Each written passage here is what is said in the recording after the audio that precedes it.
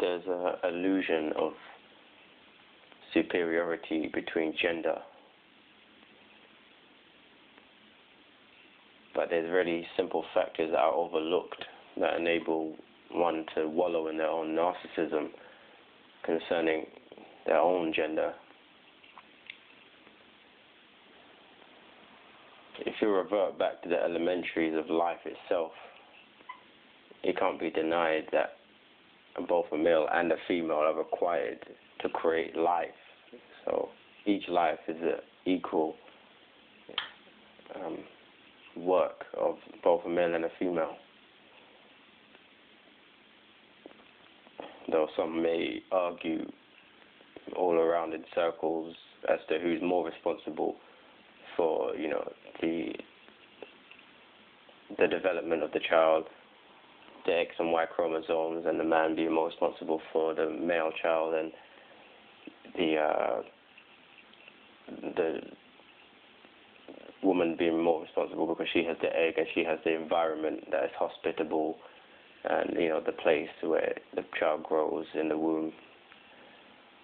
Regardless of all those things, you can't be denied that both male and female are required. So therefore, in layman's terms, they both need each other in that context. Now, if you move up from that now into relationships,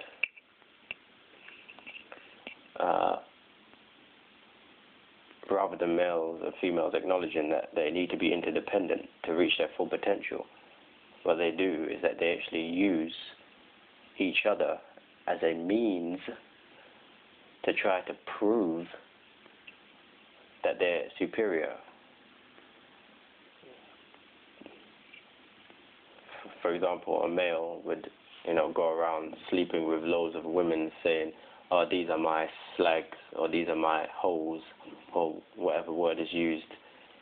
"These are my bitches," or "These are my..." all these words here. And, they'll use the fact that they're getting these girls to say, "Yeah, I'm superior to them because I'm getting all of these girls," blah, blah, blah, so forth and so forth. Instead of saying, instead of taking one seriously and saying, "Oh, this person completes me," they use the fact that they get them to say, "Yo, they're subordinate to me." And a female would boast to her friends about how she is manipulating a male and saying, I get him to do what I want, or she will use sex in exchange for getting her own way, and she would feel proud that she's able to trick, herself into getting or trick the man into getting what she wants, to giving her what she wants. But at the end of the day, that's not what male and female are for, because at the end of the day, if you look back when it comes to actually being born, they don't fail to acknowledge that they're both required for the child to be born. But once the child is born, all of a sudden there's a discrepancy as who has more right to that child over the other. In the same way, it's so easy to forget. But at least with a child being born, it's impossible to ignore the first part. You can only, you have the opportunity to upgrade to ignorance once the child is born. But with relationships, that ignorance is there from the start. People think that they're superior. Well, no, they equally need each other, because life itself is a result of a male and a female.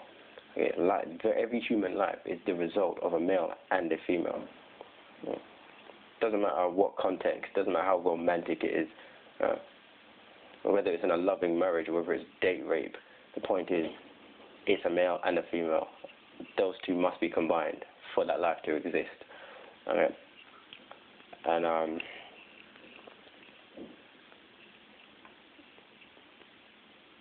that's the important thing, to actually merge that false gap that exists, okay, that gap of those that created by a sense of fake superiority, okay, in the gender.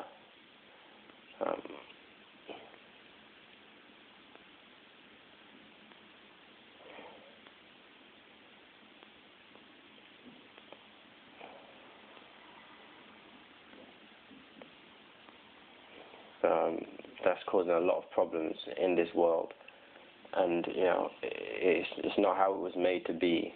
And clearly, in the same way, it's impossible for one child to be born, okay, without both parents, because that's what life itself is based on. Why on earth, once you go through life, would one be more superior than the other? The same way, the dependence is required. Interdependence, equal dependency is required for things to work. I acknowledge that.